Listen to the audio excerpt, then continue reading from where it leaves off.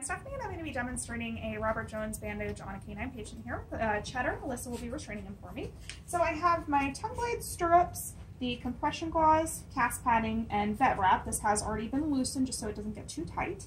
So the first thing I'm going to be doing is applying the stirrups to his leg. And this is to help keep the bandage from sliding. Once we have a couple layers on, we're going to rotate this onto it. So the first stirrup goes onto the lateral surface of the leg while bandaging. And the tongue blade is just to keep these two tape pieces from sticking to each other when we get the medial surface stirrup on. Okay, so we're going to go ahead and do the second stirrup here. Just going to gently press that on and make sure it's adhering to the skin. And then again, using that tongue blade, keep the two tape pieces separate. That way we can rotate them on. So the first layer we're going to be putting down is the cast padding. Now I do want to make sure I'm a little bit up from where the toes are so that those toes stay exposed. We can use those as a monitor to make sure that we're not seeing any signs of infection or swelling while he is healing. And as I'm wrapping, we're just going to make sure we're wrapping it by about 50% coverage each time. So each time I go around, just covering the previous wrap by about 50%. And for our purpose today, we're just going to be doing one layer of the cast padding, but depending on the conditions and what you're using this splint for, you may repeat that layers repeat a couple times to ensure that there is enough padding to support the leg or to cover the injury. Okay.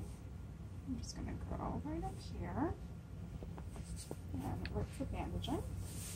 Okay, so now that the cast padding is on, we're going to be using the compression gauze for the next layer. That you just want a little bit further up than where you start the cast padding. Still using that 50% rule for wrapping.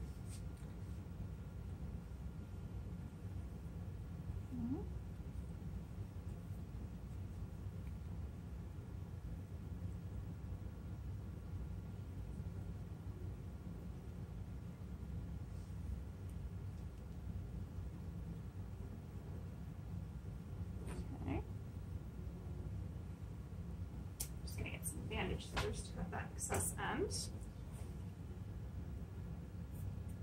Okay, so now that we have the compression gauze on, I'm going to go ahead and loosen these stirrups.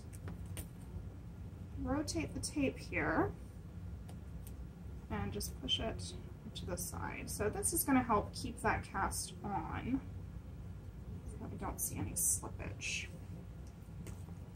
Very good, Cheddar.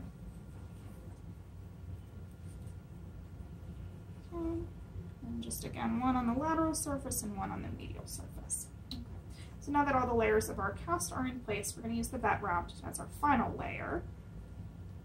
And this should be just a little bit up further from, or sorry, well, a little further proximal than the other two layers. But we are still going to use the 50% rule. Rewrapping the previous layer.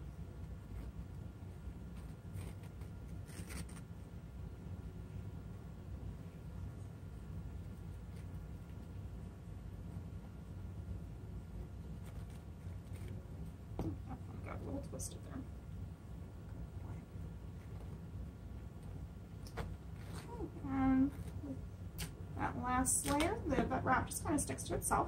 That is how you apply a modified Robert Jones splint to a canine patient.